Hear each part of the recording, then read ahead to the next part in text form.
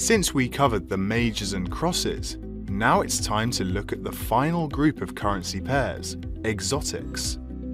Exotics involve a currency from an emerging economy or a currency of a relatively small economy. Examples of exotics include Euro to Turkish lira, US dollar to Turkish lira, US dollar to Mexican peso, US dollar to South African rand, US dollar to Singapore dollar. Exotics are riskier to trade than crosses and majors. Here are some characteristics that differentiate them from the other two groups.